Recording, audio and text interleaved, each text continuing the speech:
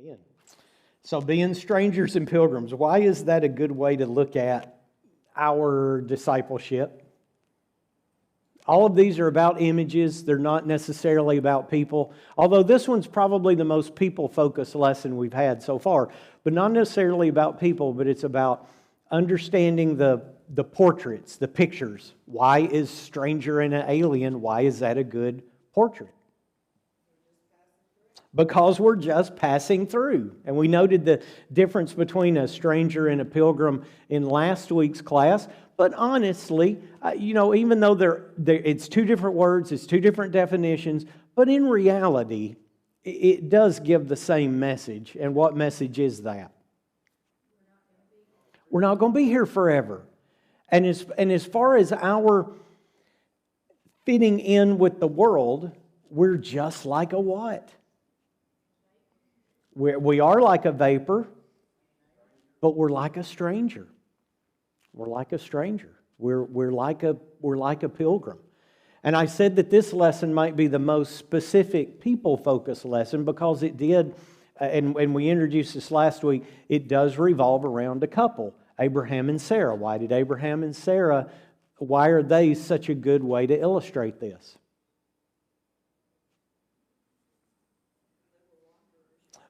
They are the perfect example of people who were strangers and aliens. God asked them to what? Well, God, let's face it. God didn't ask them to do anything. God told them to what? Leave. God told them to leave. And we make a lot of that. But let's not forget, even though maybe the text doesn't make a large point about this, but God told them to go, and of course, on their end, they had to what? They had to what? They had to obey. God, did God force them? No. They had to leave. They had to forcibly become people who were going to be strangers and aliens. We remarked last week that Abraham spent decades in the land of Palestine, and even then still considered himself to just be a stranger and an alien, even though he'd been there for what probably seemed like for him forever.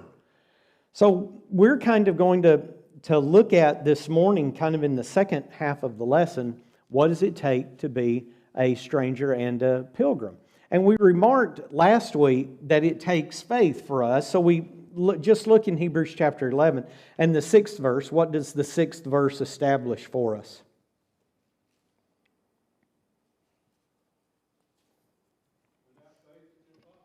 Okay, without faith it's just absolutely impossible to please God. The 6th verse only gives two conditions. So what must we believe? That God is, and that He's a rewarder of those that diligently seek Him. I suppose that maybe you could build out everything that's required of a child of God from those two, but you know what Scripture does. Scripture makes points oftentimes, lots and lots and lots of times, but it's not meant to be the all-exclusive point. That's why we hopefully study all of the Bible, because you put all of the Bible together, and that's where we get our direction from, is from all of it. So you look down in that 13th verse, and that 13th verse is, of course, more specific to what happens here. These all died in faith, not having received the promises, but having seen them afar off, were assured of them. They embraced them, and they confessed that they were strangers and pilgrims on the earth. It says that for those who say such things declare plainly that they seek a homeland. And truly, if they had been called to mind that country from which they had come out, they would have had opportunity to return. But now they desire a better, that is a heavenly country. Therefore, God is not ashamed to be called their God, for He has prepared a city for them. So first, you begin with just the idea of faith. And then along with this, you add with faith the trust, because that's in essence what faith is. You trust in God's promises. So Romans chapter 4, Hebrews chapter 11 talks a lot about Abraham and Sarah, but of course so does Romans chapter 4. Romans chapter 4 just talks with not so much about Abraham and Sarah as it is just Abraham himself. But Romans chapter 4 in verses 20 and 21, what does it say?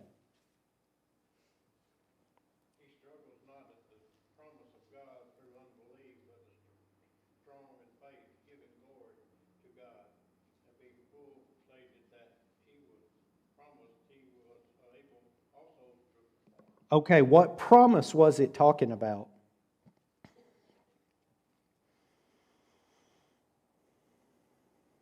What promise was it talking about in Romans 4? This was the promise of Isaac, the promise of Isaac. So Abraham didn't do what at this promise? Yeah, he didn't doubt. He didn't falter. He didn't struggle with it. So instead, he fulfilled his life's mission, being called by God to go out and do this. And what does the writer say about it in verse 21? He was fully persuaded. He was fully convinced that God was able to what? Do what He promised. And then in verse 22, of course, and therefore it was what? It was accounted to him for righteousness. And what does that mean? What does that mean? It was accounted to him for righteousness.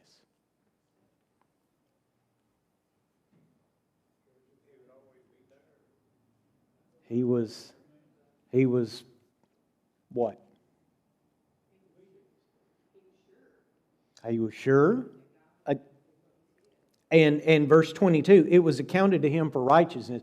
What exactly does that mean?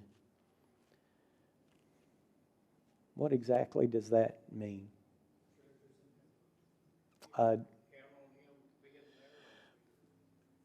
Consider it this way.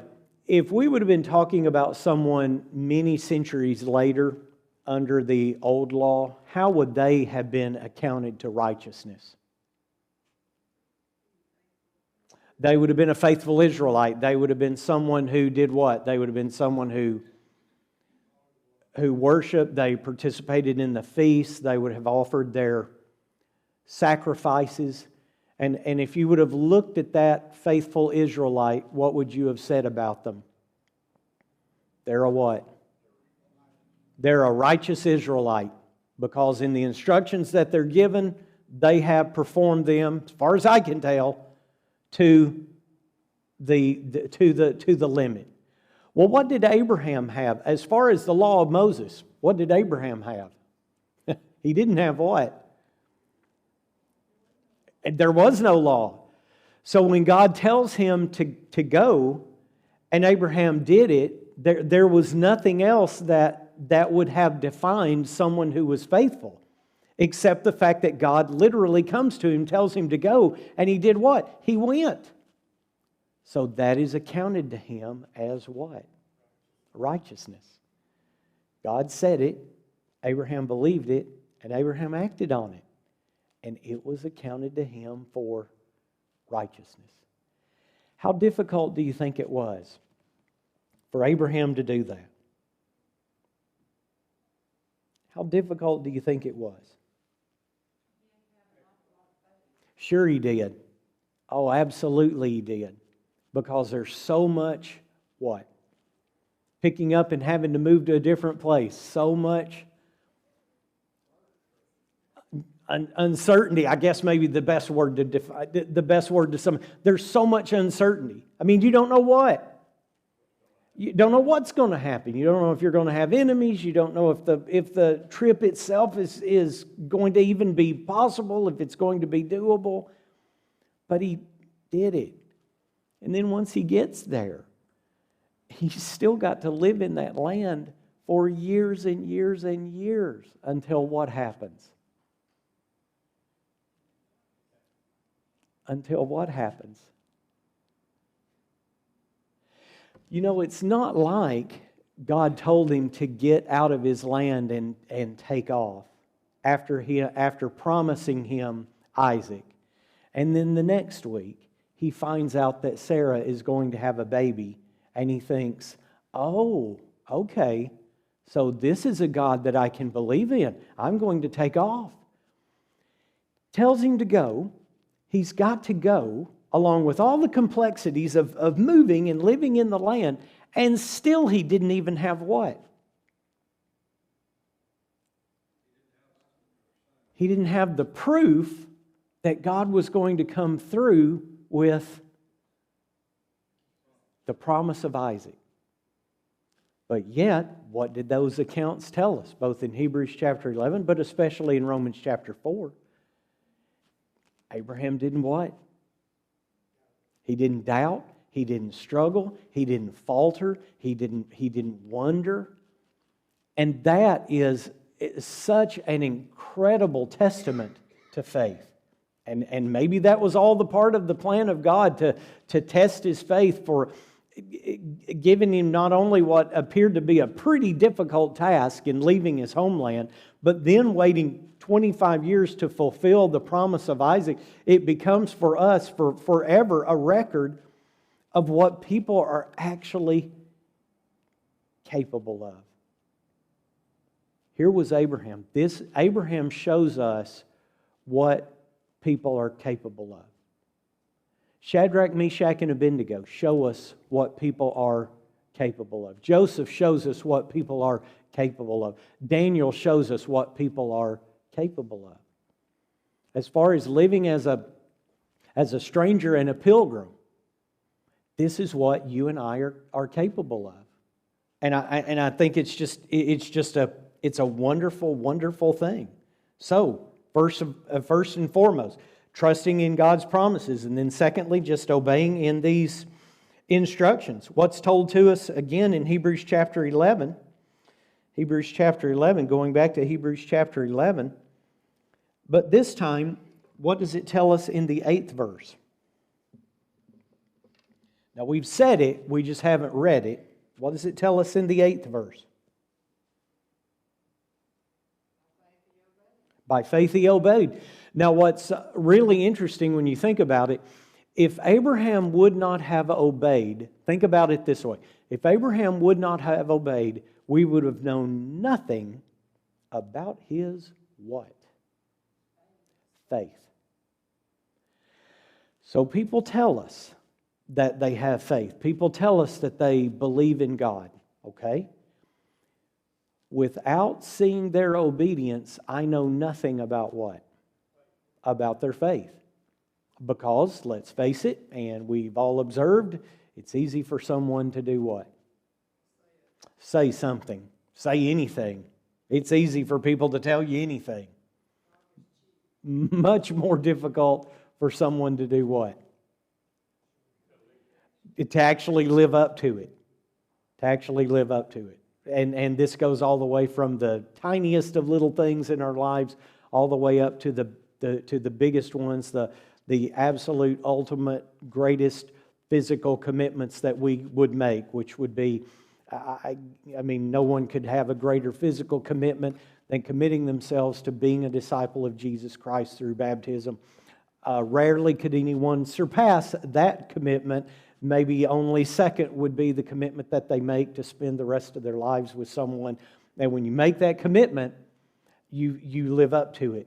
But there's no way that I would know that they had faith in the covenant that they make, both when they go in the water to baptism and when they say, I do.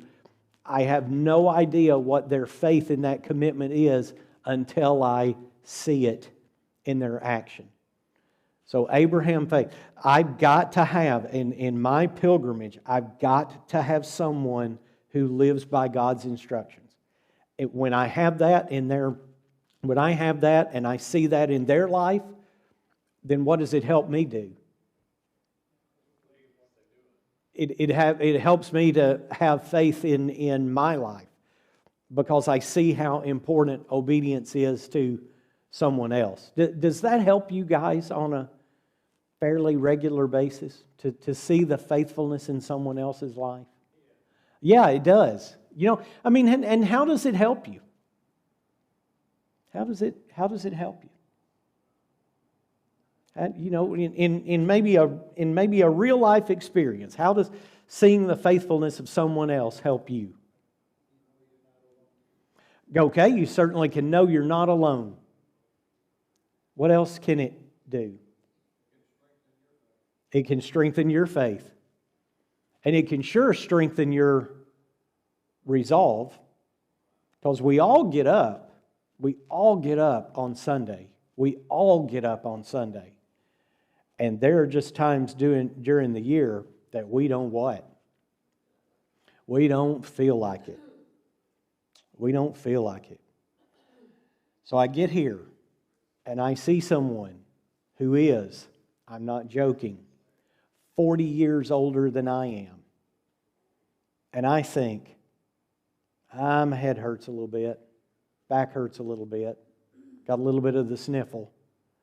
Well, guess how the person 40 years older than I am feels? And yet, what are they doing?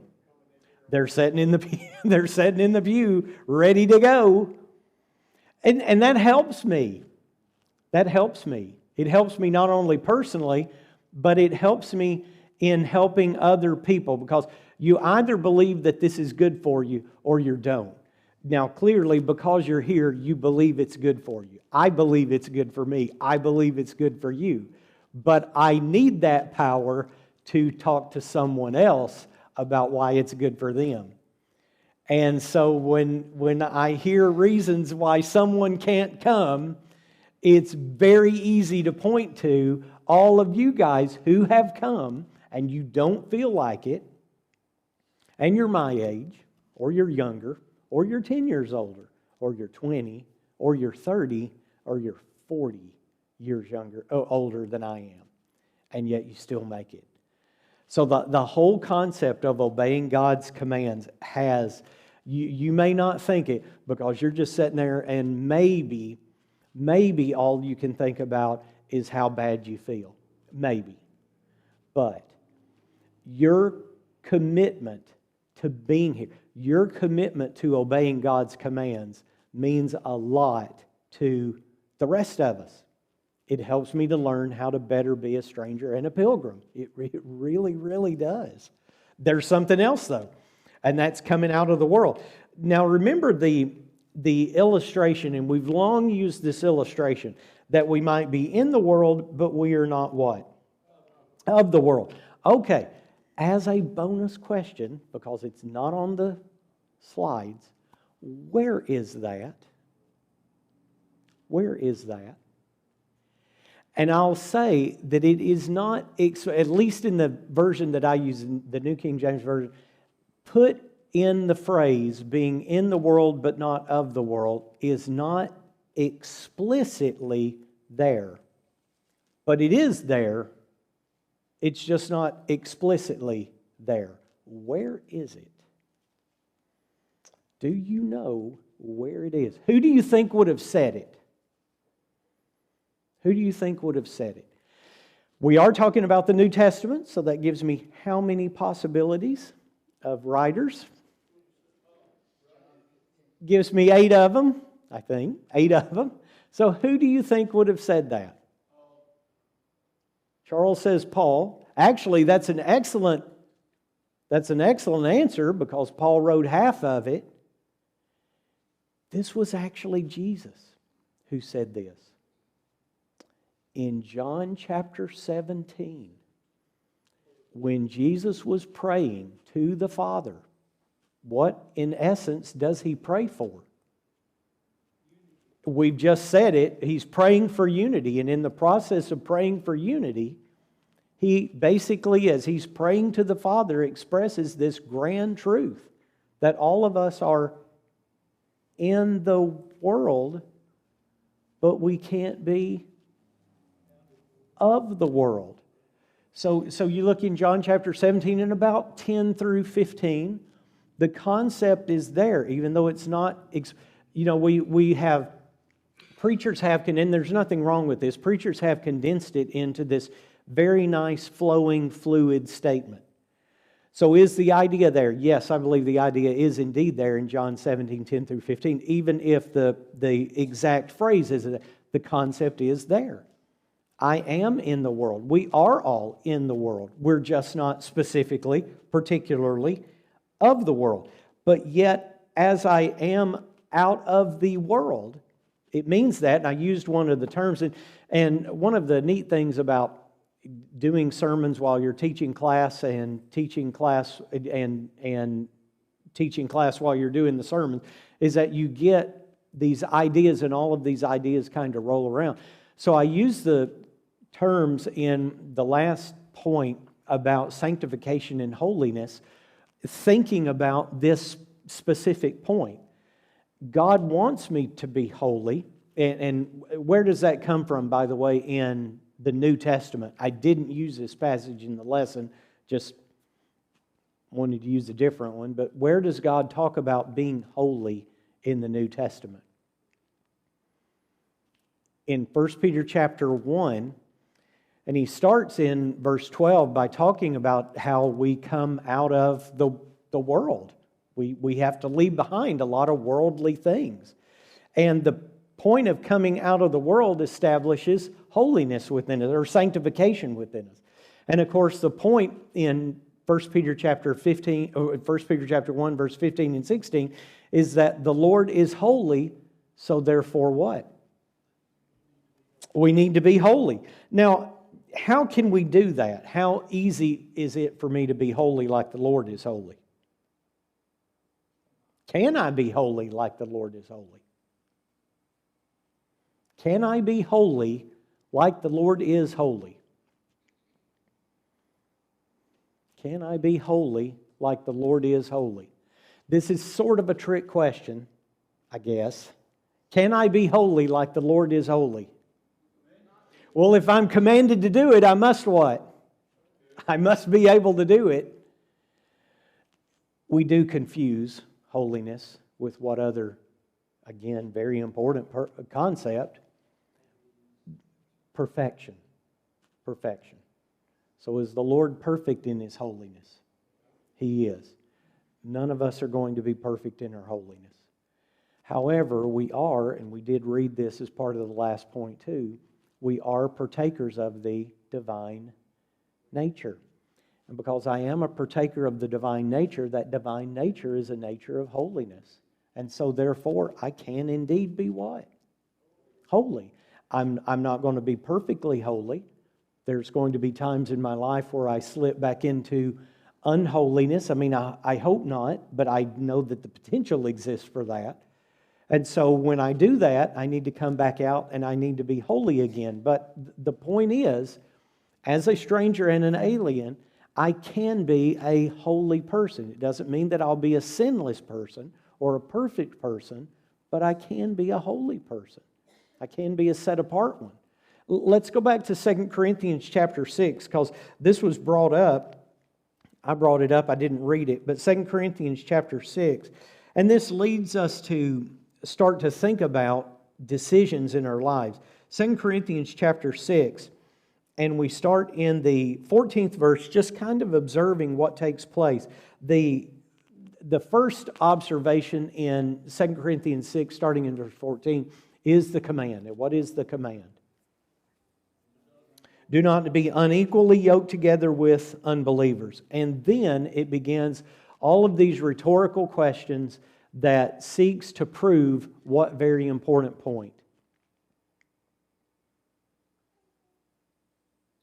And you can say it in a lot of different ways because the writer said it in a lot of different ways. What point is it proving?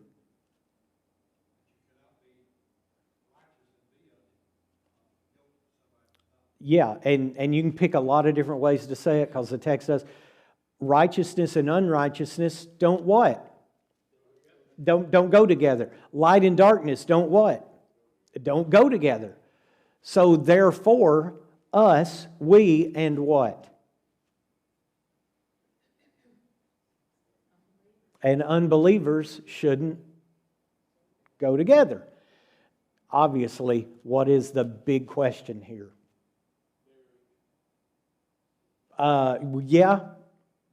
Specifically, yes, that would be, for the sake of those on watching it on video who didn't hear, the idea of marriage, yes, in a very, very specific way, which we can address. But what else? Maybe greater than what Charlie had answered. But what is the big question here?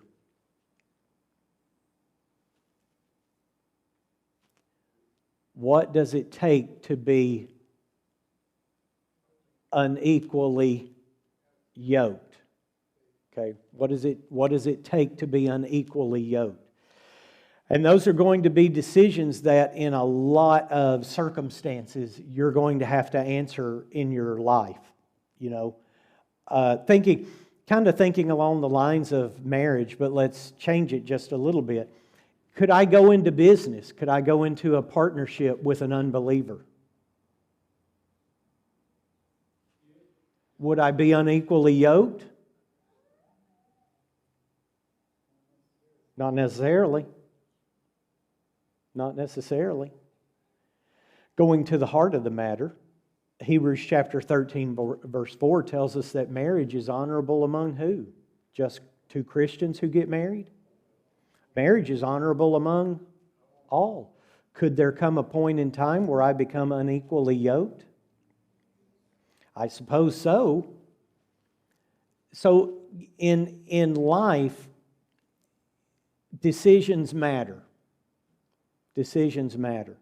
Sometimes it doesn't take me any time to know that I'm going to be unequally yoked. Okay? Let's go back to the idea of going into a business. So what business might I go into with an unbeliever where I know I don't have to wait and see if I'm going to be unequally yoked? I know I'm going to be unequally yoked. What business might that be? What business might come to your mind where I'd immediately be unequally yoked? A grocery store. Okay. That wasn't clicking just immediately right off my... So, or certain, you know, what's kind of the wave now? Thinking along those lines, microbreweries everywhere. I mean, have you guys been downtown? Do you know how many breweries there have been downtown just in the last 10 years? I'm thinking at least 3 of them. And I might be wrong. I may be forgetting some. But anyway, point well taken. What else?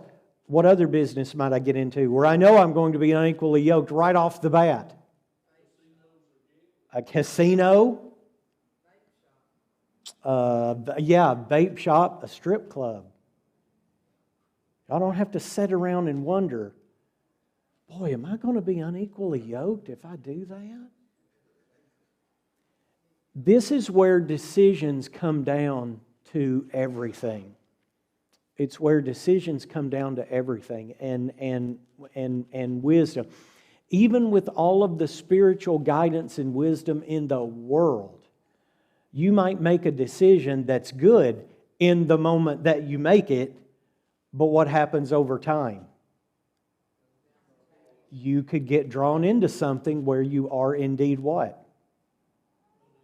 Unequally yoked. I make the case, and I know that I'm overstating it, and I understand that, but I think most people, especially when you talk about Christians, most Christians make the best decision that they think that they can possibly make in that moment. And really, there's only one thing that shows you if it was the right decision. And usually that's time. But I'm convinced that most people who want to do the will of God in the moment are going to make the best decision that they can in that moment.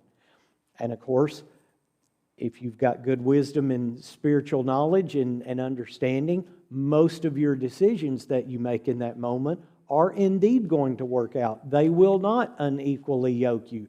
But that doesn't mean that everything is going to happen, because honestly, everything that happens to you in life is sadly not up to who?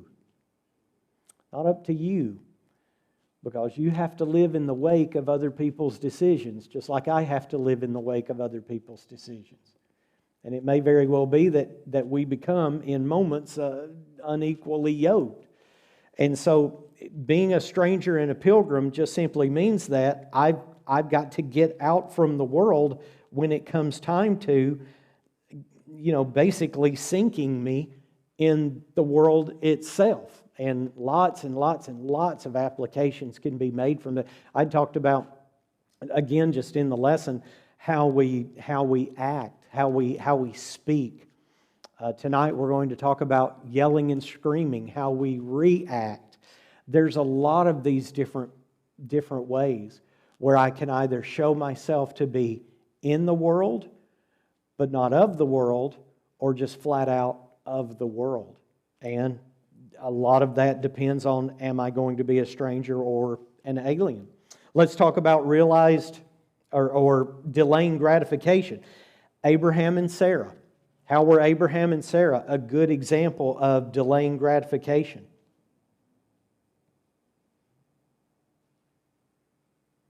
How were they a great example of delayed gratification? We've already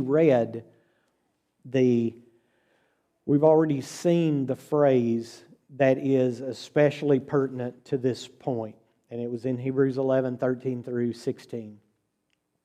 I mean, they had to wait how long just for Isaac? They had to wait. How long did they have to wait for Isaac? They had to wait 25 years. And Brenda, you said 100. So Abraham was 100 years old before he ever really saw, before he had evidence of God's actual real purpose for him, thinking about the sermon. It took him, he was 100 years old before he saw it. But even more so, Isaac was a physical child, but what did Isaac represent? What did Isaac stand for? For God's promise. And here's the point in Hebrews chapter 11, 13 through 16. They died never what? Never seeing the promise. In fact, you could make the argument that they died never even really seeing the very foundation. I mean, it was just the foundation of the promise. And they never got to see anything really built upon it that would ultimately become Jesus Christ, the seed through whom all of the nations of the earth would be blessed. So they most definitely did not have what?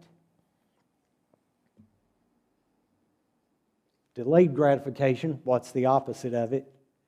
They most definitely did not have what kind of gratification? Charlie? Yeah, they didn't have instant. They didn't have instant gratification. And we want that because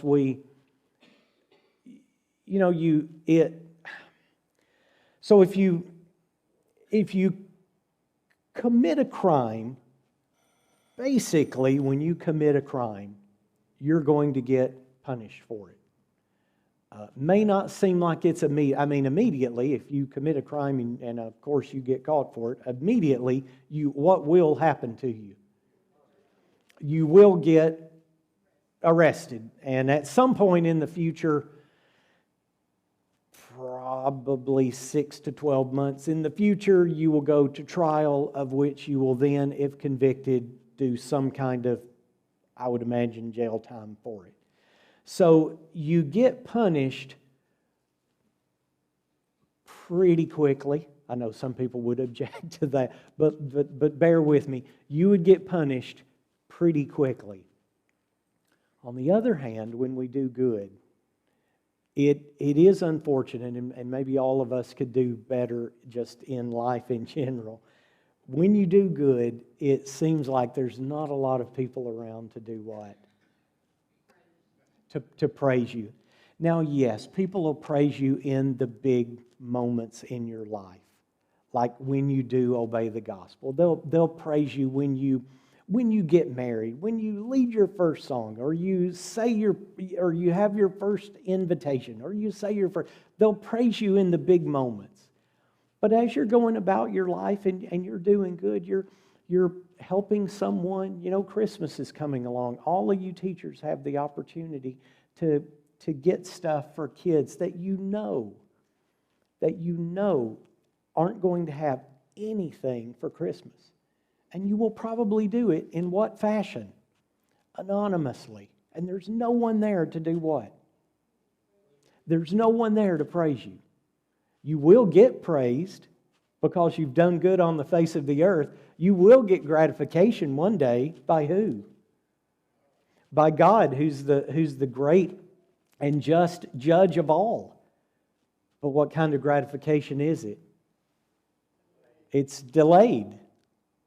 Sometimes we get praised for good stuff right then, and sometimes we never do because no one ever knows. But you will get that gratification.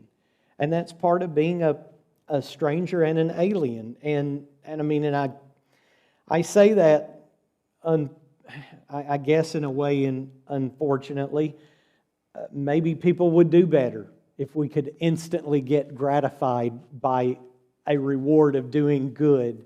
But we don't do that. That doesn't happen. Thinking about the book of Hebrews, before we leave, Hebrews chapter 12. So Hebrews chapter 12, verses 15 through 17, was someone who wanted something instantly. And he received something instantly. But what did he have to do? We're talking about Esau. Kind of curious that you've got all of these great examples of faith in Hebrews chapter 11. Then in Hebrews chapter 12, you've got kind of the example of something completely different.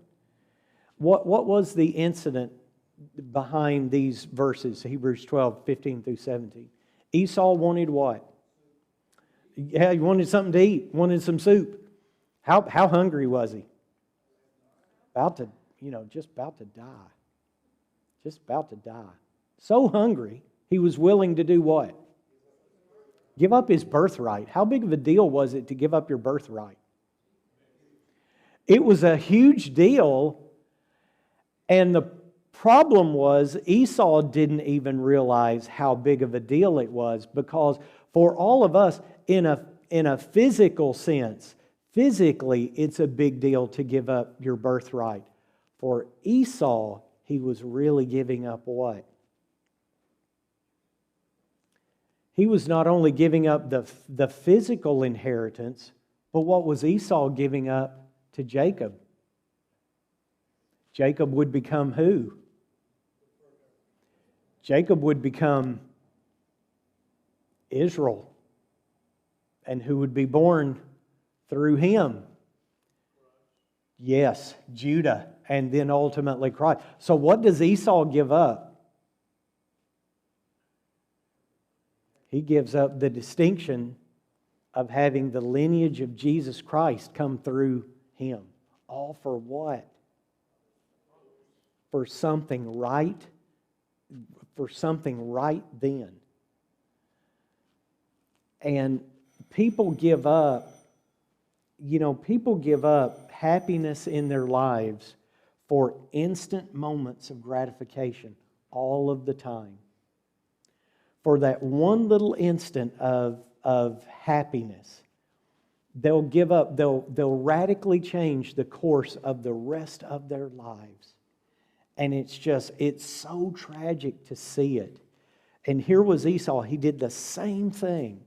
If he could have only had the faith to understand what was at stake, maybe he could have hung on just a little bit longer without instantly gratifying his weakness of the flesh, his hunger. Okay, just a couple more items, and then we'll move into our next lesson next Sunday.